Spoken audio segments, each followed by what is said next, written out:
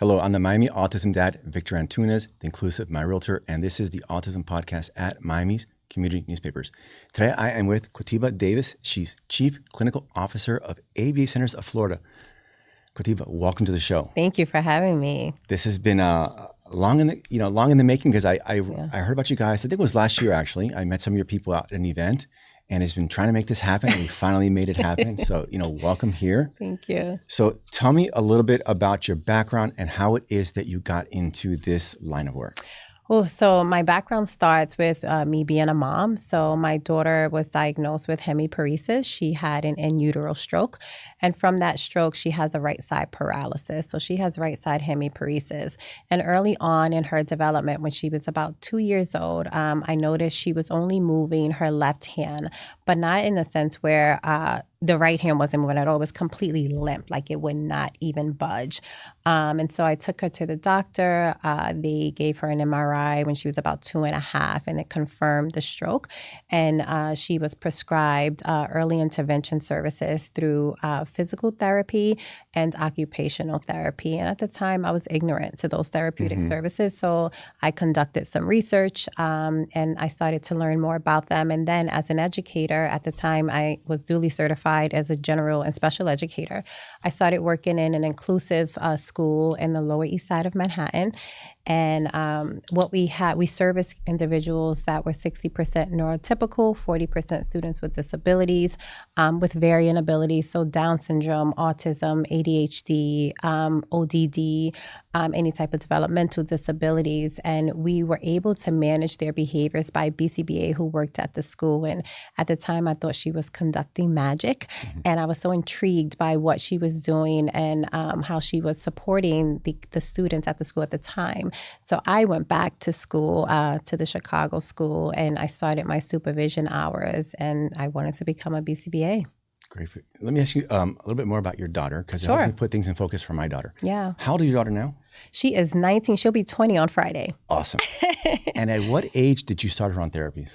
She was 2008. That's early. Yes. That's awesome. Very early. Yeah. And it made a difference. It made a difference. So they also encouraged me to put her in activities to keep her active physically. So I put her in swim lessons. She had dance lessons at the time. And then she was a talker. So she also was in acting lessons. But what she stuck with was dance. But dance was really critical for her, especially because she was very interested. But then as she moved up in levels, she gets to this ballet class and she has to go on point. That's where it was discouraging. But all the time, her being able to point her feet because she could not, I had to massage her every night. I had to massage her whole right side of her body. We had to stretch every day at night. So dance was able to do that for her on a natural basis. It wasn't until she had to get on point where the gap started to widen between her and the other dancers in her class. And that's where she became completely discouraged. And then what did you do? So she went to Bach Middle School of the Arts, which is, I'm not sure if you've ever heard of it. It's a magnet school in South Florida. It's in, I think it's in West Palm Beach area. Yeah, a little out of my area. area. Yeah. So she went there for a little bit, and then she wanted to go to Dreyfus, but then she changed her mind and went to Atlantic High School. And we just continued to have her dance, but she didn't want to be around the other individuals that needed to get on point because she started to realize the gap. She got older. Kept her active is what I did. So kept her body moving. Obviously, I massaged her every night, her foot, her legs. Now she's at FAMU and she's very active and you can't even tell the difference. But when she was young, she had a really heavy limp. So kind of like a cerebral palsy patient is what the form looked like, the topography of her movements. But now you won't even tell unless she gets really tired or she wears sandals without a back strap. You'll see her foot kind of slide out or it won't bend. That's amazing. Yeah. So I want to go back to the RBT because we were speaking about earlier. I had a conversation with Dr. Michael Alessandri. Yes. He's the executive director of CARD, which is the Center for Autism and Disabilities here in Miami. And he was talking about that they did a multi-million-dollar study on what are the best schools, what are the best systems like ABA, OT speech? And he said at the end of the day, it was the X factor was the people. So tell me about this RBT and what was the magic they were bringing?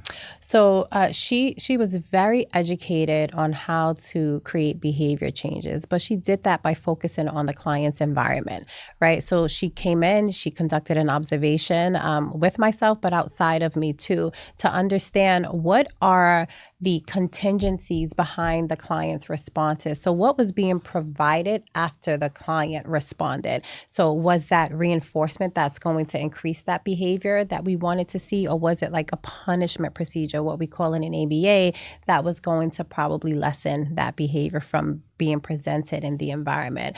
But she also was very intrigued in her studies. She conducted her supervision hours rapidly. She learned a plethora of ABA conventional tools at the time to understand what those deficits were and how we can highlight those skill deficits. And so she went on, she completed her supervision hours, finished her coursework, and now she's a board certified behavior analyst at our Jensen Beach clinic.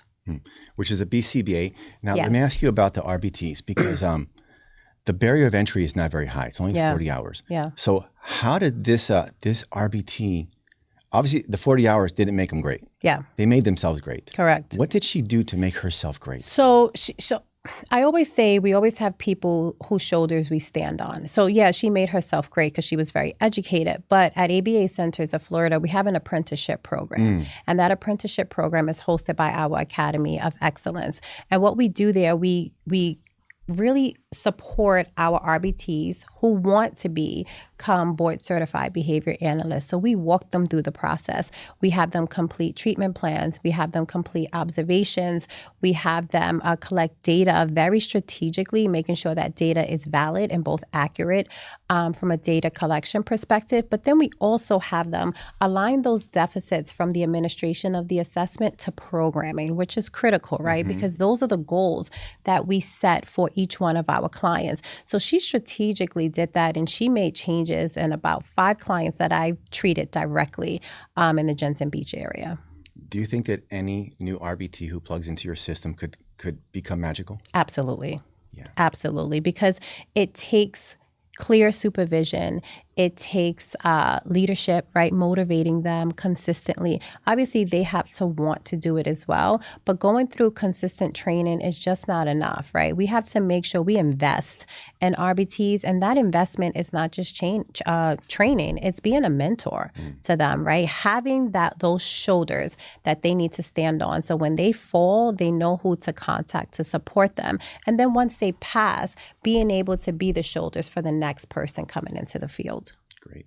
Now, I pulled these CDC stats from your website. Okay. And this just help us frame the conversation. Yes. So 24% of children with autism are diagnosed by age 3. And that was my daughter, actually. At age 3, she had her her official, not diagnosed, but evaluation. That's good, yeah. Yeah. And then 2% of children are diagnosed with ASD. Isn't it more? Autism spectrum disorder. No, I know what that is, but is 2%? Isn't it more than that? It's about 2 million children diagnosed. So I don't know what that percentage would be, but the prevalence is actually increasing. Yeah. We're 1 in 31 now, and back 2020 we were 1 in 36. So I saw a study come out of California, which they say has got the best numbers, and with the boys it was 1 in 12. Oh, Yeah, that's really high. yeah. Okay. 4 times more common amongst boys, which is it's true. And in fact, people always ask me like, "Oh, how old is your son?" Yeah. So they just assume, and it doesn't hurt my feelings or anything, Yeah. but it's just like it's a pretty fair assessment, like an assumption, right? Yes. And what's critical to know too is girls are more intelligent. I'm not just saying that because I'm a female, but they learn how to mask their behavior is better than boys. So they will come into social settings and learn how to navigate that setting so it doesn't look like there's a gap between them and their peers. Well, my daughter, she's nonverbal. She couldn't mask that. Yeah, she's young too. She's young, yeah. Right.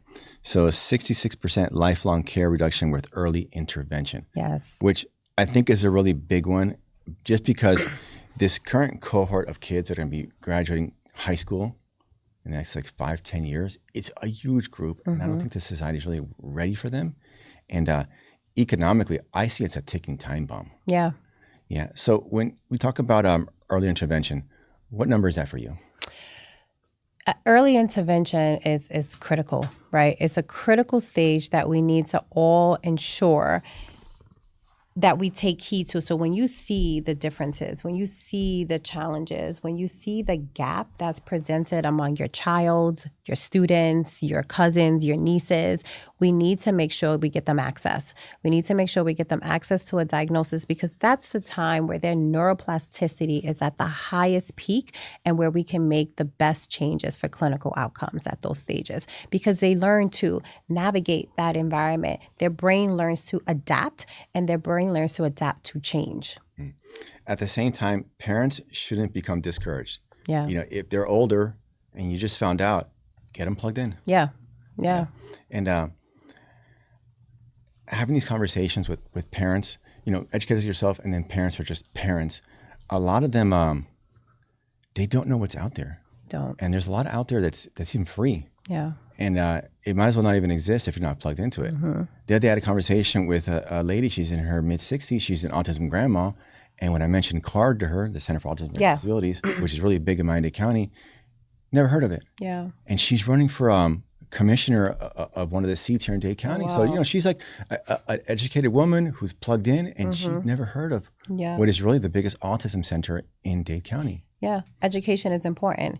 Totally. Self-education also. Correct. And so it comes with awareness too, right? What is autism? Mm-hmm. What does that look like? And so many people are challenged by what it looks like, right? And what it should be. And then the different spectrums, as I mentioned earlier, right? How does it manifest in each one of these individuals who are diagnosed with autism? So not only does this individual, you said, she was not aware of CARD, but some pediatricians don't even know what it looks like, right? And they are the first point of reference that parents will go to and say, hey, something is wrong, right? So they may conduct a screening, right? And say, oh, well, everything's fine. But then as the child gets older and the gap starts to widen, now, we're entering their lives at a later time. And those are those level 1, ASD level 1 individuals where it's like, does he have autism or she have autism, or does he or she not, right? So I would always suggest, if something doesn't feel right to a parent, get them access to a diagnosis, because that's your answer. And what you do with that answer is up to you as a parent. Yeah, and a lot of parents, for the ones who are listening out, don't know it, that a diagnosis is going to cost you, and it cost me quite a good amount of money, but the evaluation was free. Yeah. Like in Florida, 0 to 3, it's early steps. 3 to 5, it's fiddlers, and after that is the public school system. Yes. So parents who are listening, you can get an evaluation for free. Yes. For free. And you can also access or call or reach out to ABA Centers of Florida. We provide diagnostic evaluations without a wait list. So that's what's important. I had to wait 6 months. Yeah. And some people wait 6 months, which is probably not that bad. No, but it's not. I've heard 8 months to 2 years, right? So it all depends on your insurance provider for some families, your economic status, because if I don't have insurance, can I pay out of pocket? Or do I know a facility or organization that will allow me to get an evaluation for free? Yeah, and I was talking to this young mom, and her daughter is like 2 or 3, and she thinks her daughter's on the spectrum, and her pediatrician, just wait. And I was like, wait for what? Wait for what? What are we waiting for? Because, the evaluation's free. Yeah. If you're wrong, you're wrong. No harm, no foul. The kid is at 2 years old. You're not going to hurt their feelings. At all. And then if you're right, you can get early intervention. And then a lot of these services that do cost money, without an evaluation or diagnosis, you can't get them. Correct. So like I tell people that when your doctor says to wait, it's like, wait for what? I mean, if it's like, you're talking about like brain surgery, okay, you know what, let's get a second, third opinion. We can wait on that one. But an evaluation. And the ASD evaluation, it's not harmful at all. So the gold standard tool is the ADOS, and I've conducted the ADOS, and it's based on play, right? We play with your child, we interact with them. So it's not a harmful evaluation. So just to put that out there for parents if they're listening. My daughter wasn't stressed at all by it. Yeah. At all. So it was really easy. Now, I will say this about, when we did get the confirmation that our daughter was autistic, it's scary. Because, you see TV, and usually with TV, either you get the best case scenario, like Sheldon from that show. Remember, there was all these geniuses that were autistic. It's like, well, that's not so bad because, he's like an MIT and he's a PhD. Have geniuses, And then at the other end of the spectrum, you hear like the horror stories. Yeah. So, and then obviously, as parents, you gravitate to the horror stories. Correct. Because it's scary. Correct. And in fact, when we were driving home, my wife's like, stop the car, I can't breathe. She was hyperventilating. Oh, I'm sorry. So, she took it really hard. And me, I'm a man. I was just stoic about it. It is what it is. Yeah. Fretting about stuff. Yeah. And I'm 10 years older than my wife. So, just more time to process stuff. Yes. So, but it is scary. Yes. And in fact, when my daughter was born, I told you earlier, she was born neurotypical. Yes. Around 2, she had a regression. And then for 6 months, her behavior just changed radically. Yes. And, as first-time parents, we just thought, oh, how cute. Because, at 2 years old, it's all cute. Yes. My mom was like, you know what? You guys got to wake up because something wrong with your daughter. Yes. When she said that, I was like, yeah. Mm-hmm. Now, we weren't necessarily in denial. Just didn't know what we didn't know. Yes. Yes. But, again, there's no advantage to not knowing. There's not. Once you get confirmation, then you know. Correct. And what you do with that as a parent is up to you. I always tell parents just from the diagnostic, the starting point, right? That diagnostic stage, you as a parent, you are in the driving seat. You are in the driver's seat. You can say, I want services today, stop them tomorrow. Oh, you know what? I want them again. And you have every right to do that. You have every right to an IEP at school for accommodations, and you have every right to pull that back, right? And then say, you know what? I want it again. I want another meeting. So I think parents, it's important for them to be educated on their rights as a parent, and what they do with their child is up to them. But I am going to state also as a clinician, it is so critical to continue that continuity of care, because what happens when we have these gaps and parents make decisions to pull out and put them back in is we interrupt services. And when you interrupt services, right, whatever manifested or whatever skills that were learned, they can regress, right? And those behaviors will have resurgence behaviors, which means that they'll come back, those inappropriate behaviors that we're trying to reduce that interfere with learning. So you want to make sure it's consistent, but I do want to educate parents in understanding that they're in the driver's seat. They control it, right? So, and the other thing is, other parents from different communities, like Black and Hispanic community, it's another stigma, right? It's something else I have to deal with and I have to worry about my child having. So it's I don't want that stigma. I'm a clinician and I have 3 close friends who think their child is on the spectrum but refuse to go for a diagnostic evaluation because they don't want that stigma. I don't want people to know my child has autism. And I talk to them all day, but I cannot force it, right? I can only educate and hope that they would do what's best for their child. I can only speak from my experience. Yeah. But the stigma, there was no stigma. Yeah. Not in my family anyways. Yeah. And then in the community, people are pretty accommodating. They're super That's awesome. accommodating. My daughter sometimes at the playground, she'll step in on the kids because she's just not really aware. Yeah. And parents they'll get a little bit pissy. And then I'm like, well, she's autistic. Oh, and they're okay with it. Because it's a playground. Yeah. There's elbows and knees and all that anyways. But I've just, maybe it's different. Every parent's going to have a different experience. Every parent, every community. Yeah. But I found my personal family and my circle, everybody's been very That's awesome. accommodating and just, we don't even talk about my daughter being autistic. Yeah, she's a person. Well, how's Chloe? Is she coming? Yeah. But oh, how's your autistic daughter? That never happens. Yeah. Yeah, that's awesome. Something I also want to talk about, the IEPs and the 504 plans for the parents out there, is that don't be your own lawyer. Yeah. Get help.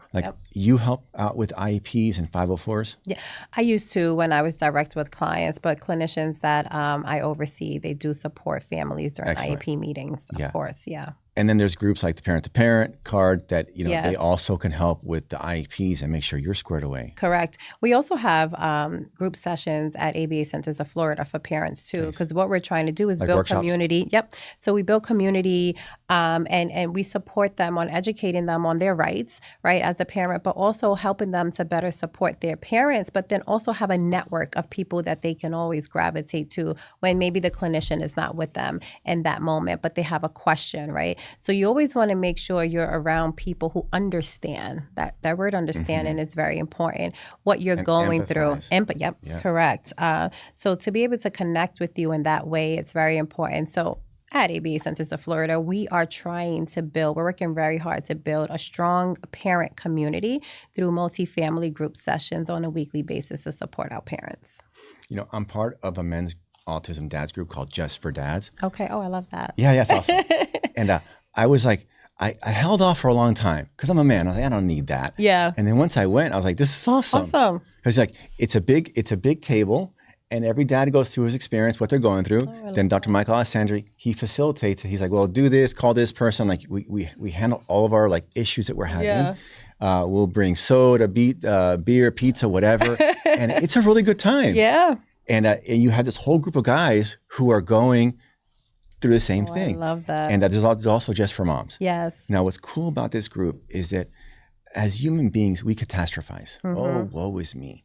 But you go to these meetings and you realize, okay, someone's got it better, but someone's got it worse. Correct.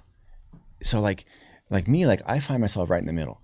This one meeting, this dad came in. He was a new dad, and he was talking about his daughter, and he breaks down crying. And when he's done, and I didn't want to be flippant about it. Yeah. I was like, look, dude, not to be flippant about it, but your daughter's better than my daughter. Yeah. So like I understand that it hurts and you're just processing right now, but realize that there are people that it's worse. Yeah. I remember one time we had this Spaniard came. He only came one time, never came back for some reason, but he was talking about his son. And by the time he was done, it was just like dead silence. Oh, wow. The boy was suicidal and was already big. He was violent, and it's just like, oh my goodness, that's really bad. Suicide ideation is real in the autism community. It certainly is. Yeah. So, when you go to these groups, it's good to have a tribe. Correct. Of guys or gals that are the exact same boat, all rowing in the same direction. So the community is super important. So important. Let me ask you a question. When families finally reach you, they've been through stuff. Yes. Good and bad. Yes. Let's talk the bad.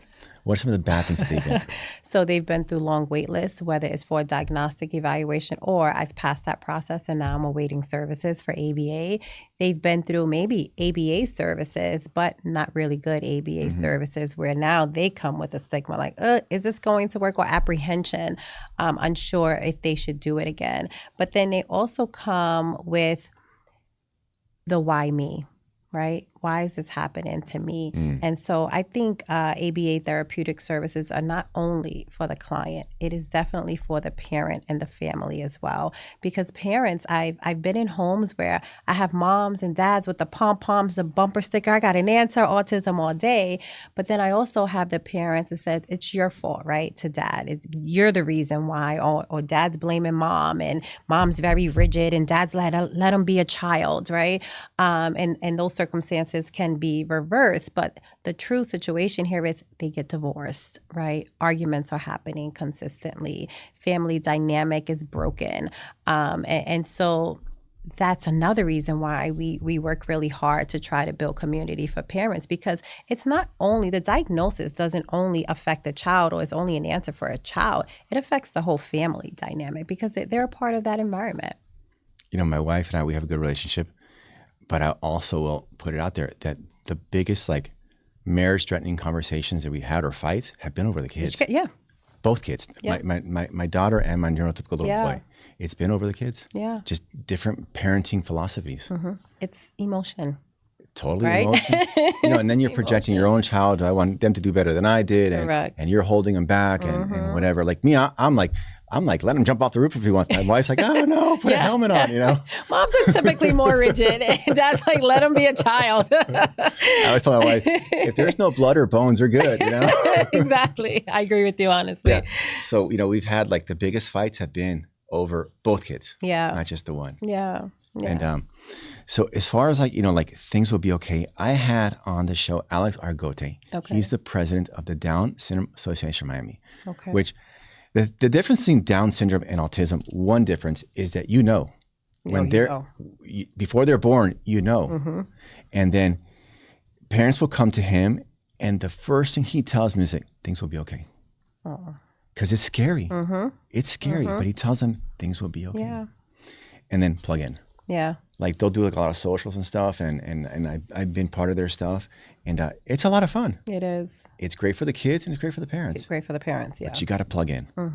Yeah. So, back to like the autism and Down syndrome or whatever disability, things will be okay. Yes. The okay is not going to be what you thought it would be. Correct. It's going to be a different kind of okay. Correct. But things are going to be okay. And it goes back to especially people who have their first child diagnosed with autism. When you're pregnant or expecting a baby, you have all these dreams, right, of what you want this child to be, or what you've envisioned your family to look like. And so that diagnosis, it changes everything, right? So all the dreams that I had, all the money that I put away in this trust, because this child's going to be this, big superstar, whatever, or doctor or lawyer, and they can be, but they may get there at a slower pace depending on their ASC level. And so sometimes that can be triggering to parents, right? But I think it's important to work with professionals and experts in the field to give them that hope, right? And allow parents to know, guess what? This still can happen. There are individuals diagnosed with autism, I think we said this earlier, who are geniuses, right? Smarter than you and me, and probably some of them at very young ages. So the hope is not lost, but I think that it's that pain point when that diagnosis is actually communicated, because I've been in the diagnostic evaluation department, and I had to be the one to provide the feedback. And I've heard anything from screams, leaving the computer, this is what I hoped I would not hear. And so you have to be very empathetic. You have to be patient with these parents. But most importantly, you have to give them the hope that they're seeking, and allowing them to know that all is not lost, right? We just have to move different. Yeah. And then talk about parents being in denial. I think it happens more with the dads. Yeah. The dads check out. Absolutely. So most dads will first discourage moms from even getting the diagnostic evaluation. I'm just going to put him in sports. I'm going to make him move. I'm going to have him do this. But then when that conversation happens, dads will leave. I've heard a dad tell mom, I told you, not to do this. This, they don't know what they're talking about. He's not getting services. He doesn't need services. He's not stupid. He's not, that R word, right? Comes out still, which I'm shocked about. But I don't know what it is with dads. I don't know if it's because men are more logistical, and it's just this is what it is, and this is what we have to do. We're moms. We're more of dreamers, right? We can make this happen. We can get services. We can, live on that belief. But dads become very heartbroken, and I've seen more in aggressive ways than mom when they hear that diagnosis. Yeah, and then, and for the dads listening, there's physically leaving, then there's this emotionally checking out. Correct. Right, because you can be in the house and be completely checked out. Correct. And then I'll tell you this, because I'm a man, so I'm constantly looking at men. Yeah. And I see a lot of men my age alone. Yeah. And I think to myself, maybe you were married once with kids, and it wasn't what you wanted, and you thought you'd get divorced and get a better deal. Usually you don't get a better deal. You don't get a better deal. No, you usually don't get a better Yeah. deal. So, and I know that there are some people that they just have to get divorced. I've seen that too. So, but I think that there's, within that cohort of men, people that get divorced, there are people that could have made it work. Correct. And not made it work in this sucks kind of work, but look at me it's good. Yeah. It's not great. It's not the dream that we thought we see, in a movie, but it's good enough. Yeah. And then your kids, the stats are what they are. The science is what it is. Yeah. Kids that are raised with two parents in the home just do better. Yeah. So your kid, whatever level he's at, he's gonna do better if you're home. Need you, yeah. Yeah. Now, talking about geniuses, we all saw the movie Rain Man. I think that was 1980. Right before my time. Yeah. But that was the first time I'd ever heard of autism.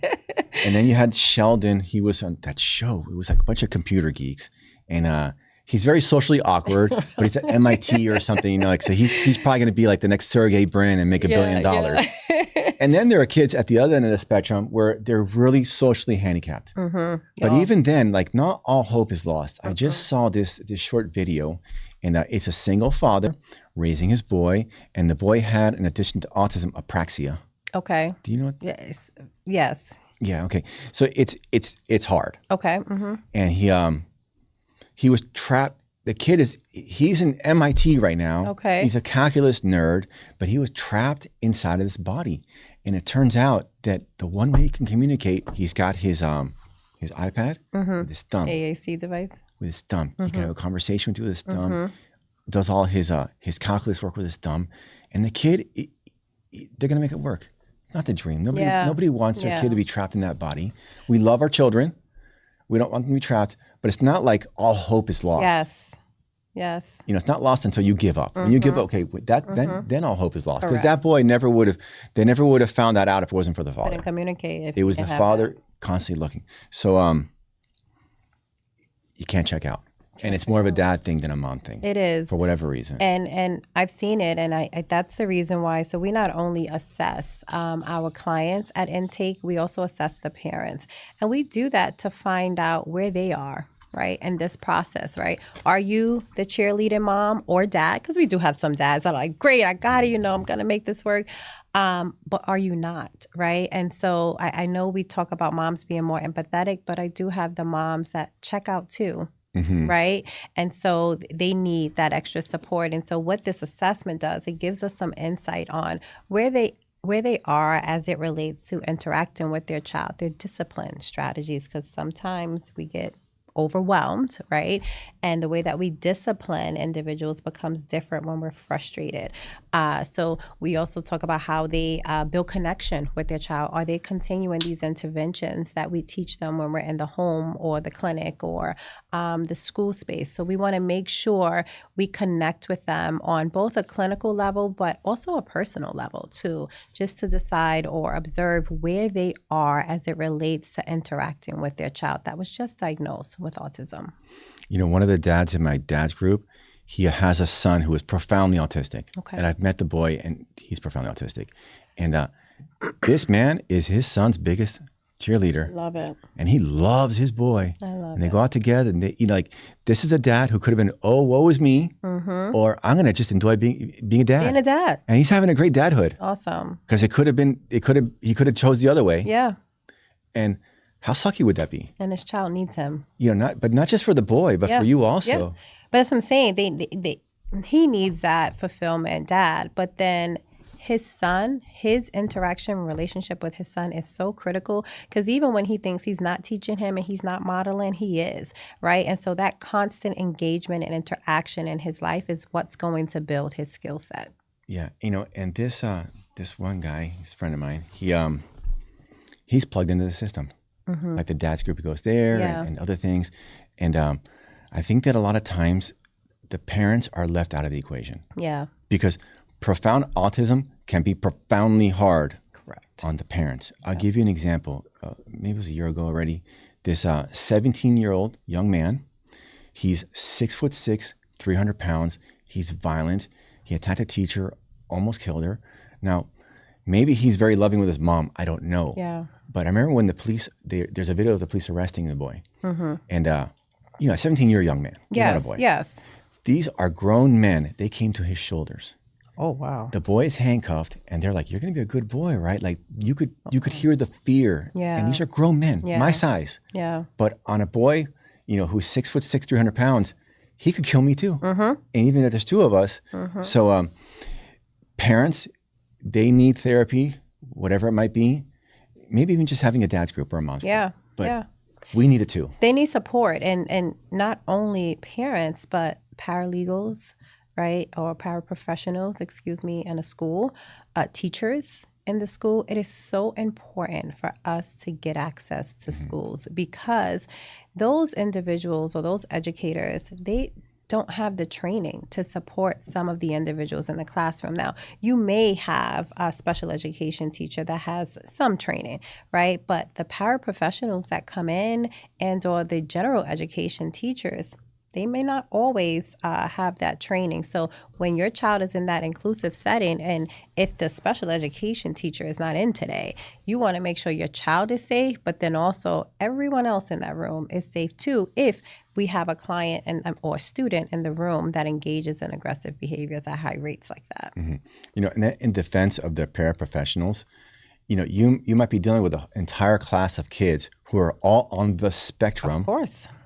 Of needs and abilities and aggression, non-aggression, and that person, you as the parent, you know how your boy or your daughter is. Yep. They don't know. Yeah. They might just see this huge boy, like, I'm scared of that kid because And that's the gap. They should know. Yeah. That's the problem. But how do you? Okay, let's say you've got a classroom. How many kids are in a class? Like typically about 25. You can't be the expert on all of them, not like the parents are. So you can't, but we need some insight on all of the individuals in the class. We do. And so, as I mentioned earlier, I served as a behavior interventionalist. And what I had to do, although it was, exhausting, I had to learn every kid in every classroom in each one of the grade levels, at each grade level. And so that was a lot, but it gave me some strong insight on who I need to visit every day, who I could probably visit every week, right? But I also had to educate the teachers on collecting data and also our intervention strategies and how we interact with those kids, because one wrong move or one change in the environment can cause a huge extinction burst, right? Behaviors that are presented at such high rates and everyone's alarmed, and it can cause some high safety issues. Before we move into ABA, I want to head back to the dads, because this is really important for me anyways, to say this, that a big turning point for me in my marriage and my dadhood, I was being hard on my wife. Okay. And my sister, she's like, look, Victor, you need to realize that she's doing bop, bop, bop, bop, bop. And it's really hard for a mom to do that and for a woman to do that. And you need to be a better person and nicer to her. And that was like that was a 180 for me. I'm a completely different husband and father since that conversation. But it took a trusted person. Yes. Because I could have read it in a book and just be like, not even thought about it. Yeah. But then when my sister said it, it really it registered. Good. Yeah. So Congratulations. Thank you. So I can only talk to the dads. Yeah. But dads, we don't realize how important we are and the influence that we have inside the house. Now, moving on to ABA. So, okay, there's something that I know the textbook definitions of ABA, speech, OT, but what do those differences look like in the classroom? So in the classroom, it all depends on, I think I just mentioned this, what presentation of behavior is happening in the classroom and what contingencies are occurring in that classroom. So we have to think about, when we think about at intake, when we bring clients in, the first thing we want to understand is, what behavior are they presenting, but then what's the function of that behavior? And the function of any behavior is the why. Why is he or she presenting this behavior? So you know how kids act up in school, parents get a call and the parents is like, why did you do this? Sometimes they're so young and it's a profound question. Yeah, they're like, I don't know why I did that. I don't know. Totally. I don't know. So now you got to think, and that's a neurotypical kid. So now you got to think about a child on the spectrum. What they know essentially is they're going to be able to contact some type of reinforcement. And what reinforcement is that? So it could be, I hate math. I know I don't like this subject. It's hard for me. Maybe this paraprofessional is next to me trying to make me do this work that I don't want to do. So I throw a chair. And when I throw a chair, every time I do that, I get a call. They call my mom and I get sent home. So now I avoided it, right? So the function here is escape. I'm going to escape this task. So now every time during math, I'm going to throw the chair, because now we call it operant conditioning, is where we set up the environment that math comes, I throw a chair, I go home. Now I serve that function, and now the behavior is going to increase. So what we do from an applied behavior analysis standpoint is we ensure that they do not escape the task. So suspension is not it. Calling mom to remove the child from the environment is not the answer, because now you're just going to increase that throwing chair behavior. The answer is, first, we got to have them achieve the goal. And the goal is, maybe it's complete a worksheet, right? And if there's 10 problems on the worksheet, we go in and we say, you know what? He's going to do 2. He hates math. Then we're going to give him a break. Then we say, okay, once you have your break for 5 minutes, you're going to come back and then you're going to do 2 more. So you complete the page. You may not complete it in 10 minutes like every other kid in the class, but you do complete the goal. The child is satisfied and they learned a new way of navigating that environment. Hey, I can do this worksheet with support and have breaks, or I can throw chairs and avoid it and not learn at all. So that's what we mean by interfering behavior, when the behavior interferes with the child learning behavior. So what applied behavior analysis is, from a technical definition perspective, it is an evidence-based intervention that we try to increase more appropriate behaviors and reduce maladaptive behaviors in a child's repertoire. Now, to me, speech therapy is pretty self-explanatory. Yeah. What is occupational therapy?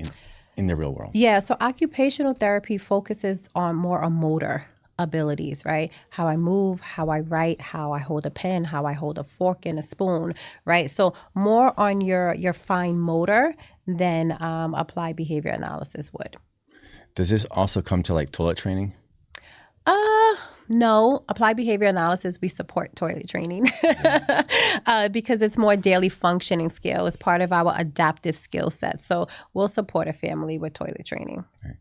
Now, there's a lot of like objective stuff. Yep. And a lot of subjective stuff. Yeah. Like, how do you balance that? Okay, so the objective, so I am big on data-driven results, and I try to ingrain that in my clinicians. But subjective measures are also important, and that's our observation. The art. Yeah. So when I go into that classroom, for example, since we were just talking about school, I'm observing the environment, right? I am looking at all the contingencies and the variables that are going to make a behavior change in this environment. However, when I assess the individual, it highlights all the skill deficits. So with that assessment, I'm learning what I need to increase as far as the client's skill set. But then with that observation, I'm learning what I need to reduce as far as a behavior standpoint. Now, how important is environment to you? Oh, it's extremely important. Yeah, extremely important. Unpack that. So environment is important because that's where all variables live, right? So that's where, I'm going to say it again, our SDs are, right? So Okay, all the what are SDs different again? discriminative stimulus, right? So that can be people, that can be things, that can be light flickers, that can be anything. Colors of the walls? Yep, colors of the wall, the chart in the classroom that turns red when I walk in. Now I'm alarmed by it, right? So it can be anything that we call it an antecedent that causes a response, whether that response is negative or positive in the environment. And then what happens after the response is the consequence. So it's not consequence in layman's terms, so people just think consequences are bad. It can be a reinforcing consequence, like, okay, you came in here, you threw a chair, I gave you a candy, right? Now I love that. I want a candy. Now I've learned to throw a chair every time I get a candy. So what we do when we look at behaviors from an observable standpoint, we look at when the presentation occurs, what time it occurs, who's involved before and after the response occurs. But then when we look at or administer an assessment, we're looking at skills. How many skills does this child have in his or her repertoire? What is their IQ level? How fast are they going to get to learning these new behaviors that I'm going to increase in their repertoire? And then what is their ASD level? And then also, how old are they? Right? Is this the early intervention stage I'm dealing with? Or is this my adolescent that is his first point of therapeutic services with ABA services? So I know how long this is going to take me before I make a behavior change. What is adolescence for you? Like what age? So that's about 12 to 18. 18 is more young adults, yeah. but still I put them in the adolescent range depending on their IQ level. Let's talk their about learning IQ. function. My daughter is nonverbal, Okay. level 2. How do you assess IQ? So we assess it using a measuring tool. At ABA Centers of Florida, we use the Wechsler scale, which is one of the gold standards IQ assessments. And what that does is it assesses the client's cognitive function, obviously, but then how we look at it as clinicians, we say, okay, if they have a cognitive deficit, a score lower than 70, right, we know that it's going to take. And what is 70? What does that tell you? They have cognitive deficit, right? So they're cognitively very low, which is going to be a slower rate to progression, right? So, but if I'm dealing with a genius, right, anybody over 115, then I know it's going to be a faster rate before I start to ingrain all the progressions that's going to happen in this service. Now, you know, I'm pretty well versed on ASD. I'm probably as well versed as you can be for just being a dad. Yeah. But there's still a lot of stuff that I don't know. Yeah. I'll give you an example. I talked to this one, he's high function autistic now. He was nonverbal till 14. He said he lived in his own little world. He did not know the world existed. He was in his own little world. At 14, he started speaking at the age of a 2-year-old. And then now you get on the phone with this guy and he speaks like you and me. Oh, wow. Yeah. So I would tell parents, and maybe you can correct me here if I'm wrong. I would tell parents that, okay, you get let's say they're like my daughter, 8 years old, and you get an IQ of 70. Like this guy might have gotten an IQ of 70 back when he was nonverbal. And then now he's got a good life. So the IQ score would have said he was low because he just couldn't interact with that test, although he wasn't. Is that correct? It could be. It could be. But what the only thing the IQ score tells me is how long I'm going to get to a behavior change. What it does not tell me is what you just mentioned. It doesn't mean he can't get any stronger from a cognitive standpoint. So what we do is we assess annually, right, the IQ score, and it does increase sometimes. Do you tell parents this? Yeah. You do? Absolutely. Yeah. This helps frame stuff. Yeah. So it does increase sometimes, and I'll say it here too. And what I look at from a clinical standpoint, I look at how the ASD levels change over time too. And I think the IQ has a lot to do with that. So we can have a client that comes in, like your daughter, ASD level 2, and then she gets ABA services, and then a year later we test her achievements, and she can move up, right, based on the standard deviations on the Violin tool. She can move up in levels, and now she can be an ASD level 1 client. And so what that tells me is her IQ score actually increased as well because she now has a quicker rate to learning. You know, one time, one of the administrators or teacher at my daughter's school, they told me, "Oh, your daughter's very intelligent," and that kind of it rubbed me wrong because I was like, "How do you know that?" Yeah, because she can't and I want her to be intelligent. At the same time, I'm a man who likes honesty. you're a realist. Because if I know the reality, I can then, I can then plan. Yes. If I'm being told a reality that's not real, then maybe I'm making plans that just are going to come to nothing. Yes. So, when are there times that the data says one thing, but the child says another? So we learn those differences through observation and administration of the assessment, right? So when we say the data says one thing and the observation says another, that can mean a couple of things. It can mean maybe I utilize or administer the wrong assessment on this individual based on their ASD level, based on their skill set, based on the behaviors that they're presenting, right? So we ensure that our clinicians utilize and administer an accurate assessment that's accurately aligned with the deficits of that individual. Sometimes parents come in though, and parents will say, "Oh, my kid can do all of these things," right? You have that dad that believes my kid doesn't have autism. I'm going to fill out this assessment, and they do all of these things. But when I go in, I said, okay, well, I know I need this measurement too because this kid is so successful in all of these skill sets. But then when I go do the observation, I don't see any of the things that dad or mom said he or she was successful in. So I think that's the only time where it shows a highlighting difference when parents administer a tool, right? And they say, my kid can do all of these things. So for example, we have a skill called manding. And what that is can your child communicate, right? Like manding? Yep, like a demand. Can I make a demand? Okay. Think of it like that. So maybe I want potato chips, right? And so the assessment says, can your child ask or make requests for things in their environment that absolutely, my child can do that. But when I go for the observation and I look, little Johnny is like, Mom's like, oh, he wants chips. He does it all the time. Because she knows that every time he says and now they have a learning contingency in the home of means chips, right? It's equal to chips. But will the layman understand that means chips when I go to the store? So no, it does not. And when I learned to see those huge differences, I ensured that clinicians were actually reading the questions to parents so that they clearly understand. So when Johnny makes that request for chips, is he using words when he makes the request? Would everybody understand in his environment that he wants chips, or just mom and dad? So that's where the differences come in. My daughter, she does the a lot. Yep. And my wife is on her hard, like, no, Chloe, say the word. I love that. And it's working. Good. We haven't arrived yet. She still does the but she's doing it less. And my wife is forcing her to use the words. Good. So like, you guys, you're going to have the kids X amount of hours. But the parents have got that kids 3 times as much as you do. Yeah. So if the parents aren't reinforcing at home, the efficacy is only going to be, much less. Yeah, it's very critical for parents to be involved in my wife's services. super involved. Yeah, it's very, very critical because we need that continuity. Like you said, we go home, right, after 5, 6, 7 hours, and you are with your child. So the one time you don't engage in those interventions that you've learned from the clinician or just from your environment or from textbooks, whatever it is, they lose that skill.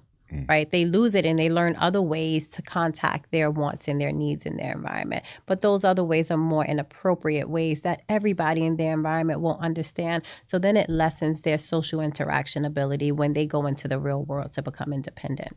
You know, I would tell parents that even in the home environment, we need professional help. And I'll give you an example. Yes. We have a playroom and we put down these foam pads on the floor.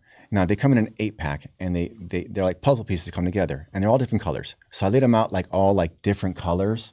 And I thought, this is so cool looking, you know, like, look, I'm so clever. And then the professional, he's like, I want to see a photo of your kid's playroom. And he looks at it. He's like, oh no, no. And then when he explained it, I was like, yeah, that actually makes sense. Mine looks cool, but I can see how like her little developing brain. So like now it's all like one color. So the lesson I drew from that was that we need outside help. Yeah. People that have been there, done that already to tell us, even in home. Correct. So you need that support, but ABA is so individualized because so maybe the colors didn't work for your child, but the colors may work for another child with ASD. So it all depends on what the goal was. What were we trying to achieve with those pads and those colors? So I think we need to focus on the goal first and then the individual. Okay. Yeah. Now, going back to ABA therapy, how does ABA therapy need to change as the child grows?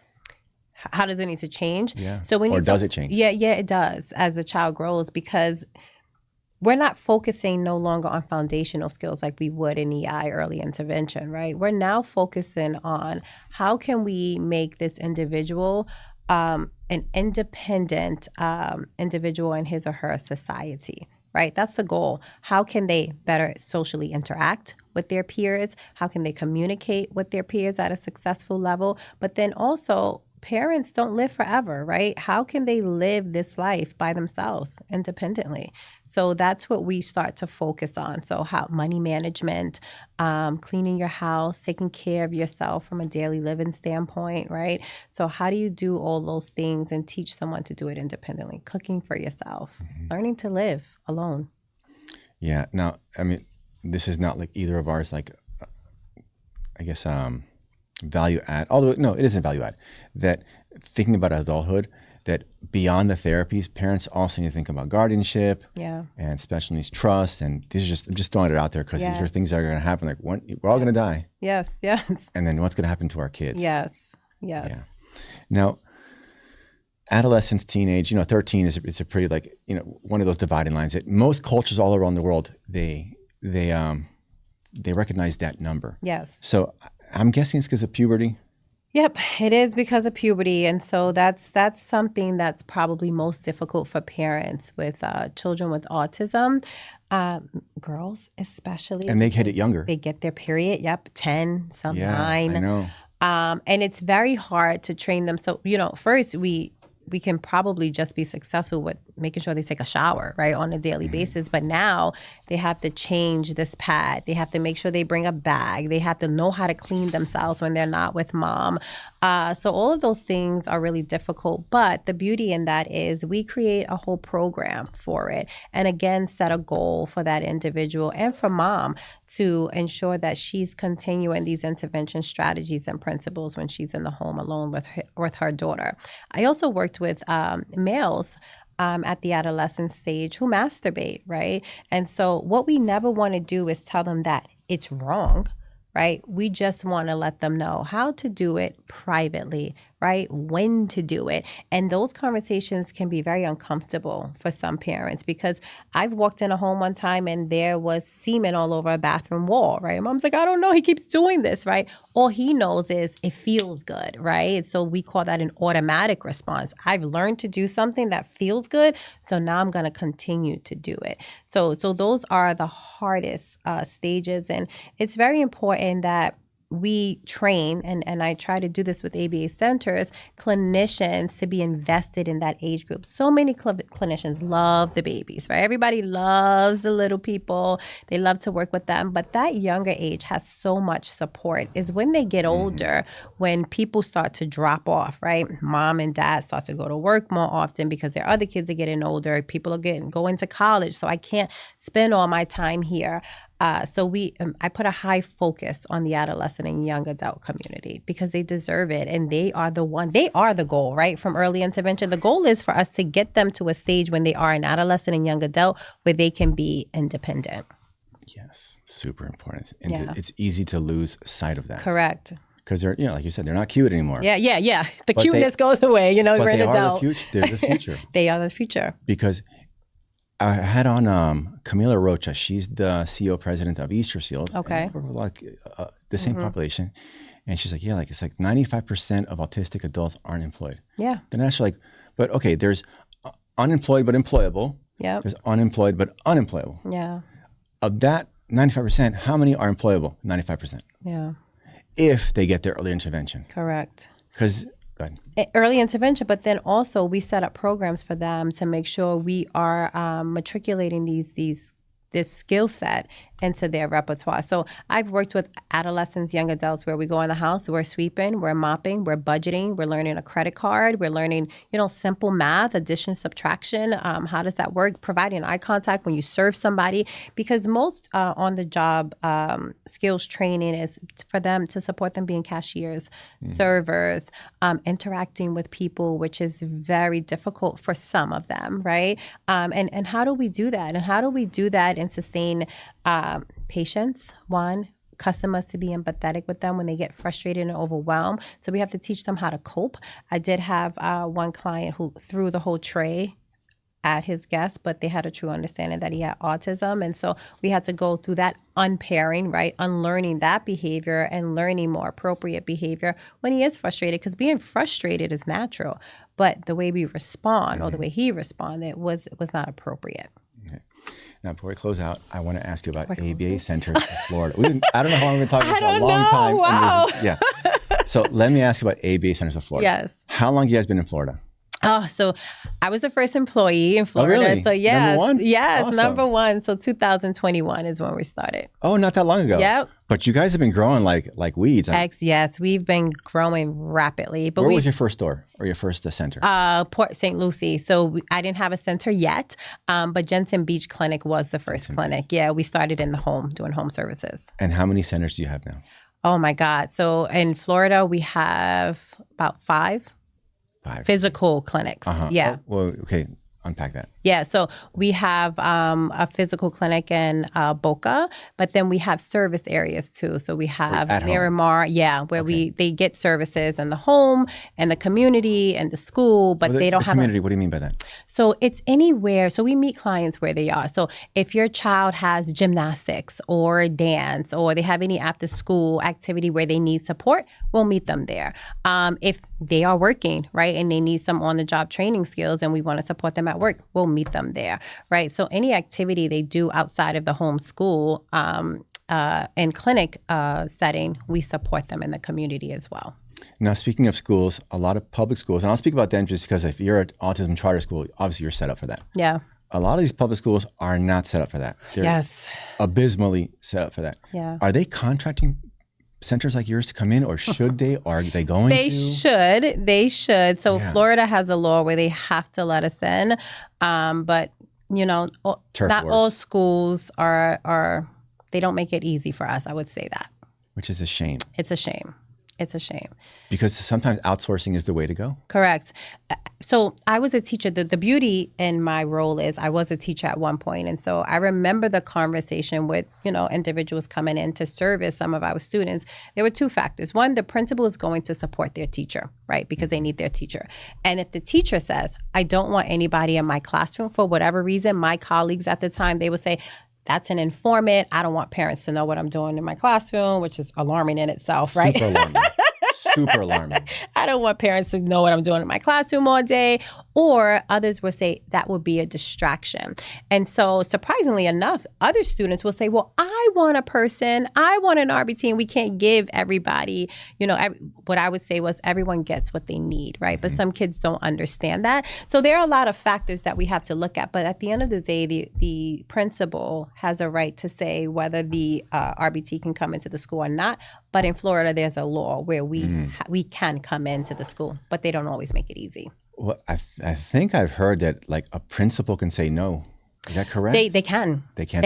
They can. But there's we a law. don't stop. But if there's a law that says you have to, how does that work? So they would say they don't need the resources, right? So they would say this kid is set up. They have a paraprofessional. We're making all these accommodations on the IEP. So as long as you show the support, right? We're supporting the kid. But not really. Yeah. Yeah. So we know, right? Observations, are you really supporting them on a weekly basis or as much as I can support that child? Because I'm going to sit directly next to that child. Because the more the merrier, right? Correct. I think. Correct.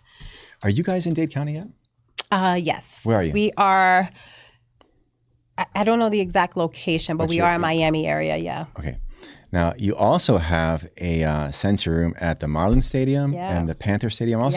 Yes. At the football stadium too? Or we have Florida Panthers and Miami Marlins. We have a sensory room in each one of those stadiums. And the goal of those sensory rooms is to ensure that families can go out, enjoy themselves without having to run back home because their child has a sensory need. So what we provide to the clients there is they get headphones when the noise is too loud. They get a cushion. Oh, you get a nice little pack. A whole pack to support their needs. Yeah, I went out there and I did a piece with Grant Miller on the sensory room. Okay. Oh, nice. My only complaint is that they need about a dozen more. Yeah. It's a big stadium. But, it is a big stadium. But the room was big enough, and but only supports one family at a time. Yeah. It was super nice. And then I'm actually seeing more and more of these. Like they've got these at the airport. Oh, yes. Yeah. So it's nice. So beneficial. And that just, beneficial. Yeah. And it just supports like more and more people are becoming aware that there are individuals in our society with autism that has needs and they can be inclusive as long as we support them and provide the resources for them. Yeah. I was at the airport with the family. Okay. You got to get there early, which usually means you're sitting at the gate for a long time. And my little kid's got ants in their pants. So I take him to the sensory room, close the door, and then do whatever you want. You can climb the walls if you want to. So it's such a nice thing. And you know what? Yeah. And it's not just good for us. It's good for everybody. Yes. Because, if you don't have an autistic kid, I can, as an autism dad, I can see how we bother people sometimes. Yeah. So if we can have a separation sometimes, it's good for everybody involved. It's healthy. Yeah, it's healthy. It's healthy for all of us. Like when you're in the plane, you just got to suck it up. Yeah. Right? Like crying babies, whatever. But there are times when you can have a healthy separation, and it's a good thing for everybody involved. Yeah. Yeah. So there's 5 last questions I want to ask you. All right. So the first one is one word that defines your clinical philosophy.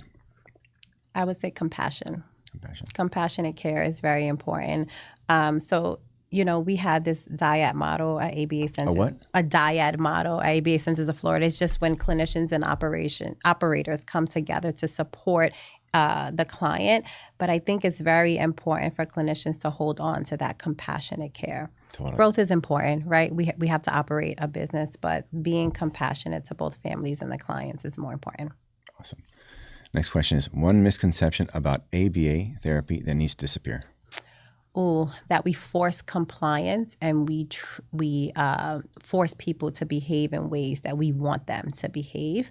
And I think the critical thing for people to understand is we actually foster. Okay, I was going to ask you what word. Positive, you use. Okay. So we actually foster positive behaviors not within force. a child's environment. Yes.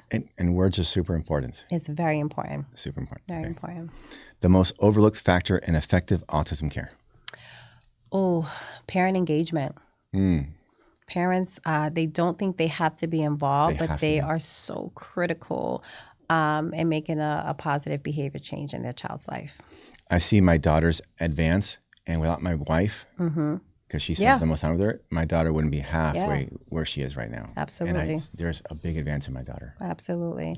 And I do want parents to know, too, parent engagement is part of the treatment package when you get ABA services. It's part of the success story. They are part of the success. Awesome. One thing families should never feel ashamed of. Asking questions and reaching out for support. Yeah. A lot of times we're just like, not sure if it's embarrassed or just scared to ask questions. We don't look dumb or whatever. I think it's both. I think it's both. And that's why we created these multifamily groups at ABA Centers of Florida. So they have a way that they can feel supported when they ask those questions where they don't seem educated, right? Or where they feel like they can just vent and everybody in the room understands them. Yeah. And, this also brings me back to the conversation we had about language. because a lot of times we're scared to talk about it because maybe we're like, oh, I'm not talking the right way about it. Yeah. Like, for example, early on, I'd have paraprofessionals say, no, you don't say autistic people, you say person with autism, Yeah. people first language. And then I talk to autistic people, like, no, I'm autistic. I'm not a person with anything. Yes. So I would tell parents that the language around autism is constantly evolving. Yep. Two different people, two different groups can have varying differences in how they talk about it. So don't, even if somebody calls you out, they might be wrong. Yeah. They might be wrong. They might be wrong in this context, but you ask over here and they'll say, no, that's completely wrong. Ask the individual. Yeah. That's what's important. Yeah, ask the individual. Yeah. Yes, because when I've asked autistic people, they're like, I'm an autistic person. I'm not with anything. Yeah. So, so no shame. Yeah, not at all. All right, last question. Finish the sentence. This work succeeds when? Oh, when we support children who are in need, when we maintain behaviors in a child's repertoire, when we have parent engagement, and when independence is the outcome. Yeah, that's so awesome. Do you measure that independence, like post graduation? We do. You do. So what we do before they graduate is 3 months prior, we actually measure their maintenance and mastery criterion according to all of their goals. How long are they maintaining these goals? And if there is any resurgence and any interferent behaviors. And at what age are they like out of the system? Is it 21 or 22? No, they can get ABA at 21 or 22. We have someone in care right now who's 26. Oh, really? Yeah. I didn't know that. We don't discriminate. Everybody gets the care. Who pays for that? If you need it, insurance. Really? Yeah. We just have to prove, obviously, medical necessity, and they get what they need. So you could be 40 and getting ABA? Yeah. Really? I didn't know that. Wow. Yeah. Wow. Yeah. That's so good to Would know. it be easy? Probably not. We have to make sure we prove medical necessity, which is very critical. So I'll add to that statement and say data driven results are also very critical because we ensure that we assess using valid tools. We also ensure that our observation meet the deficits that we are highlighting in that assessment. And so that way we can accurately measure validity within our tool, but then also the deficits within the client's repertoire.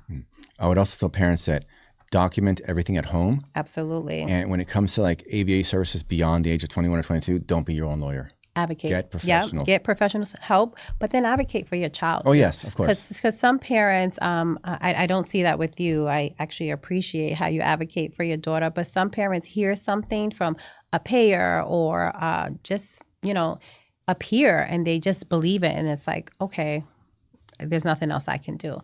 Advocate for your child, whether they're an adult, an adolescent, or in the early intervention stages. That advocation is so important. Yeah, and I'll give you a success story of advocating for your kids.